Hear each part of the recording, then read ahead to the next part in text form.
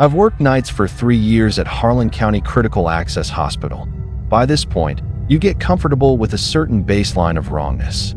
A vitals monitor that reads slightly high for no reason. A badge reader that takes 3 swipes before it catches. A hallway light at the end of the east wing that flickers exactly twice, every night, at around 2 in the morning, without fail. You file those things under building quirks and move on. That's the job. You develop a tolerance for small irregularities, because if you didn't, the nights would eat you alive. What happened on February 11th does not fit in that file. I've tried to put it there. I've tried to call it a system error, a clerical issue, a glitch in the software that our IT contractor, who works remotely from Billings, has never been able to fully explain. None of those labels hold. What I'm about to tell you happened. I was there. I documented it, or I thought I did. And I still don't understand what it was. There was a patient in the ER that night who was never officially admitted. He does not exist in our hospital system. He knew my name. Not just my name. My full legal name. Ethan Michael Shaw, which is not on my badge, not in any public record, not something a stranger found along a rural Montana highway in the middle of a February storm would have any reason to know that. I want you to understand that I'm not telling you this story for effect. I'm a night shift nurse. I don't embellish. I document what I observe, I communicate what I find, and I go home to my apartment and sleep until 4 in the afternoon and do it again. That's who I am. So when I tell you that a man appeared in Bay 2 without any record of arriving, I need you to believe that I have eliminated every reasonable explanation before telling you this one. So subscribe if you're new, and if this one gets to you, like the video, it helps more people find it. Drop a comment below. I read every single one. Share it with someone who will be sleeping alone tonight, because the next one is already in my drafts. So Harlan County Critical Access Hospital sits 43 miles from Miles City, off a Tulane State highway that most people only drive if they live out here or they're lost. To the east and west, nothing but fields and darkness as far as the parking lot lights reach. On a clear night, you can see the grain elevator lights from about 8 miles out, and that's the last sign of civilization until you pull into our lot. We have 11 beds. On the overnight shift, the full staff is me, Marcus Webb on security, and Dr. Linda Ewan, who sleeps in the on-call room and is available in under 3 minutes if I need her. On most nights, I don't. The hospital has 2 badge access doors, the main entrance and the ambulance bay entrance around back. Everything is logged. Every badge swipe, every door open, every camera frame. Our EMR system is called MedHost, and it runs on a server in a locked room near the lab. It's slow, it's outdated, it crashes twice a month, but it logs everything. When a patient comes in, there's a record. When a patient leaves, there's a record. The system is not perfect, but it is consistent. In 3 years of night shifts, I have never had a patient who was not in the system. February 11th. Storm had been building since mid-afternoon. By 10 p.m. the temperature had dropped to -14 and the wind was gusting at about 40 miles an hour, sending snow sideways across the parking lot in long white sheets. I could hear it against the windows. The roads were getting bad. I had already clocked the thought that if anything serious came in, our ambulance response from Miles City would be pushing 40 minutes in those conditions, maybe more. The county sheriff's substation was 31 miles out. You keep track of those numbers on nights like that. It focuses you. Nothing was happening. I was at the nurse's station charting a follow-up note on the one patient we had, Mrs. Eleanor Crane in room 4, 81 years old, admitted 2 days prior for a UTI, stable and sleeping. The east wing light flickered twice. Marcus was on his second round of the building. Dr. Ewan had gone to the on-call room at 11. The parking lot beyond the window was empty and white and dark at 1:47 a.m. I heard the ambulance bay door. That distinctive pressurized thud of the outer door opening, then the inner door. I stood up from the station and walked to the bay.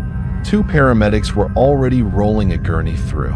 Standard presentation, young male, unconscious, vitals cuff on the left arm, oxygen mask.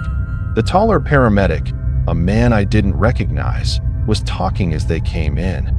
Found him on Route 12, about 6 miles east, he said. Walking the shoulder in this weather, no coat, no shoes. No ID on him. GCS was about 8 when we got there, dropped to 6 in transit. BP 90 over 60. Temp is 34.1. Any response to stimuli? I asked. Minimal. Responds to pain, not to voice. He handed me a transfer sheet. It was standard format. Patient listed as John Doe. The paramedic's name printed at the bottom. D. Garrett, East Valley EMS. I went through the intake motions. Got the patient settled in Bay 2. The paramedics left faster than usual. I registered that at the time. Just a quick nod from the taller one, and they were out the ambulance bay door. I assumed they were rushing back into the storm. I didn't think about it further. I had a patient to stabilize. The man was white, mid-40s I would guess, lean build, hair wet with melted snow. No visible injuries. No wallet, no phone, no keys. His feet were red and hard from the cold, early frostbite on the toes.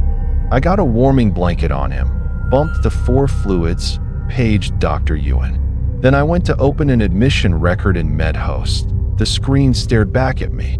I had typed in John Doe and selected new patient, and the form had populated. And then I had gone to the bay, and now I was back at the station. The form was blank. Not gone, blank. As if I had never started it. I typed John Doe again, clicked new patient, filled in the approximate age and presenting complaint, and went to save. MedHost froze. I waited 30 seconds, clicked save again. The loading wheel spun. Then the screen refreshed to the main dashboard, and the new patient form was gone. No record had been created. I assumed the system had crashed. It wasn't unusual. I noted the time, 2:03 a.m., wrote it on a paper intake sheet from the drawer, and went back to the patient at 2:15 a.m. I ran his fingerprints through the state database. We have a portable scanner for unidentified patients. It's not common, but it's standard protocol for unconscious John Does. The scanner beeped twice and returned. No match found. I tried again with different finger placement. Same result. I went back to MedHost and tried the admission form 3 more times over the next hour. Each time it either froze or cleared. I moved to another terminal in the medication room. Same result. By 3 a.m., I had a man in Bay 2 with no ID, no fingerprint record, no prior medical record in any system, and no admission file in our hospital software. And I was the only staff member who had seen him arrive at Dr. Ewan had come in at 2:20, examined him, started rewarming protocols, and gone back to the on-call room. She'd been bleary and focused on the clinical picture, not the charting. I hadn't told her yet that I couldn't get the system to log him. I kept trying to fix it myself, which I now understand was the wrong decision. At some point, I noticed the vitals monitor at his bedside was beeping, but not appearing on my station's network display. The monitor was on. The screen showed his heart rate, 72, and his O2 sat, 96, but it wasn't connected to the hospital network. When I checked the back of the unit, the Ethernet cable was plugged in, but the network light on the port was dark. I unplugged it and plugged it back in. The light stayed dark. The monitor kept beeping. I documented that on the paper intake sheet that I tried calling the county dispatcher to confirm the ambulance call. The phone signal in the building had dropped to 1 bar, then 0. I walked to the window by the nurse's station and looked out at the parking lot. Solid whiteout. The storm had accelerated. I could not see the lights of the highway from the window. I went back to the desk and tried the landline. The dispatcher I reached in Miles City, a woman named Sandra, put me on hold for 2 minutes, came back, and told me there was no record of an EMS dispatch to Route 12 at any point that evening. I said, I have the patient here. I have a transfer sheet signed by a paramedic named D. Garrett, East Valley EMS. She said, East Valley EMS doesn't operate in Harlan County. That's Cascade County, up north. We've got no mutual aid agreements tonight. Another pause. I also don't have a D. Garrett in our system. I thanked her and hung up the landline. I went and pulled Marcus away from his security station and asked him to pull up the camera footage for the ambulance bay from 1:40 to 1:55 a.m. He did it while I stood behind him. We watched the full 15 minutes together. The ambulance bay door did not open. No vehicle pulled into the bay. No one came through the door. The bay was empty and still for the entire window. I said, "Play it again." Marcus played it again. Same result. I looked at Marcus. He looked at me. Neither of us said anything for a moment. "The patient is in Bay 2, I said. "I know," Marcus said. "I saw him when Dr. Ewan was in there." We had no framework for what we were looking at. We still don't. At 3:14 a.m. exactly. I know the time because I looked at the clock on the wall the moment it happened. The man in Bay 2 opened his eyes. I was in the doorway. I had just come to do a vitals check. I saw his eyes open and I walked to the bedside, which is what you do. His eyes were dark brown and completely focused. Not the glassy, slow-tracking eyes of someone coming out of hypothermia. Focused. He looked at me with the particular quality of someone who already knows where they are. He said, "Ethan Michael Shaw." He said it quietly and clearly, the way you'd read a name off a form. I stood very still. "That's my name," I said. "Do you know me?" He didn't answer. He didn't look away. And then his eyes closed again, and his breathing was slow and even, and every monitor reading held exactly where it had been. No spike in heart rate. No change in oxygen saturation. As if he had simply said a thing he needed to say and then gone back to wherever he was. I stood at that bedside for a long time. My full legal name is not on my badge. It is not on the staff directory that patients can access. It is not on any form that comes through our system. My badge reads E. Shaw RN. The hospital website lists me the same way. Ethan Michael Shaw exists in my personnel file, in my nursing license, in my tax records. Nowhere a stranger would find it. At 3:30 a.m. the county roads were officially closed. I got a text alert from the Montana DOT on the hospital's landline connected system, the only internet signal still functioning. Our facility Wi-Fi had cut out around 3 a.m. The router light was red and no one could reach the IT line in Billings. My cell phone showed no signal at all. Marcus confirmed his was the same. I called Dr. Ewan on the internal phone line and told her what had happened with the ambulance bay footage. She came out of the on-call room in scrubs and stood at the nurse's station and listened to everything I said without interrupting. When I finished, she said, "And the patient is still stable." "Stable," I said. "Okay," she said. "Keep monitoring. We'll sort the administrative end in the morning." She looked like she wanted to say more. She didn't. She went back to the on-call room. The building felt different between 3 and 4 a.m. The storm made it worse. The sound of wind and the sense of the building as a sealed capsule in the middle of nothing. 43 miles to Miles City in a whiteout. No ambulance coming. No sheriff coming. The highway outside our parking lot invisible under snow. I sat at the nurse's station and charted everything I could on paper and tried not to think about the fact that a man with no identity had said my full name in a clear, flat voice at exactly 3:14 a.m. At 3:47 a.m., the Wi-Fi came back. Slowly, 1 bar, then 2. I opened MedHost on the station terminal. The loading wheel turned and then the dashboard loaded and I looked at the screen and I stopped moving. There was a discharge record. Patient, John Doe. Admitted, not applicable. Discharged, 3:19 a.m. Discharge processed by E. Shaw, RN. The discharge had been processed at 3:19 a.m. under my login credentials. With my employee ID number, the ambulance had supposedly arrived at 1:47 a.m. The discharge was timestamped at 3:19 a.m. The only problem was that the admission record that should have preceded the discharge didn't exist. You cannot discharge a patient who was never admitted. MedHost had done it anyway. Under my name. I had no memory of entering a discharge.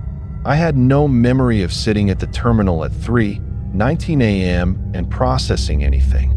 I had been in the hallway near the medication room at that time, trying to get my phone signal back. I went to pull up the security camera for the nurse's station. Marcus helped me find the timestamp.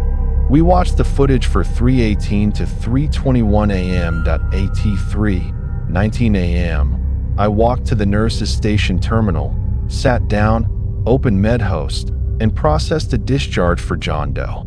I watched myself do it. My face was turned toward the screen, my hands on the keyboard. I have no memory of doing that. None. Not a fragment. The camera showed me standing up at 3:20 and walking back toward the hallway. 37 seconds total. I watched the footage 3 times. Marcus watched it with me. "That's you," Marcus said. "I know," I said. The morning shift came in at 7 a.m.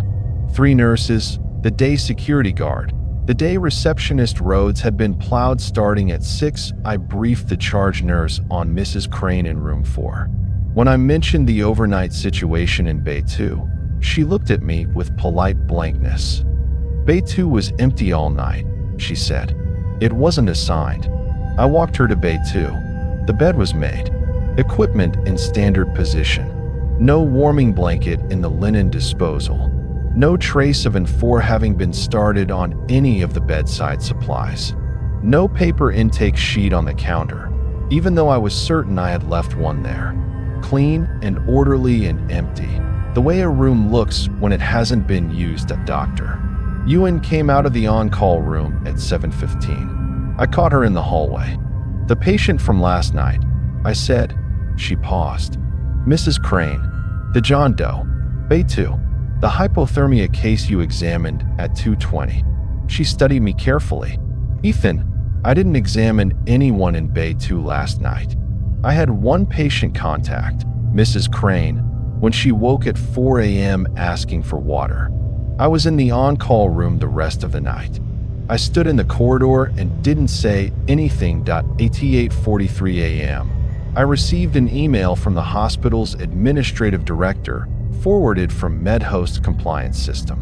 The subject line was, 'Irregular charting activity, required response.'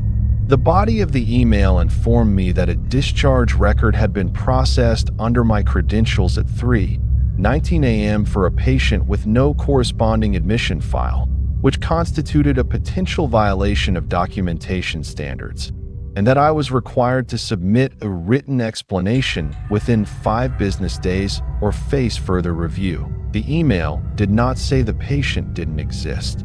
It said there was no admission file. The discharge was real, as far as the system was concerned. I had done it. I just had no memory of it, and no one else had seen the patient. That I was gathering my things at the nurse's station, coat on, trying to decide what I was going to write in my explanation to administration, when the printer behind the station started. IT ran unprompted. No one had sent a print job. The queue was empty when I checked it. Marcus was standing close enough to hear it start, and he looked at it the way you look at something you don't want to look at. A single sheet came out. I picked it up. It was a standard patient intake form.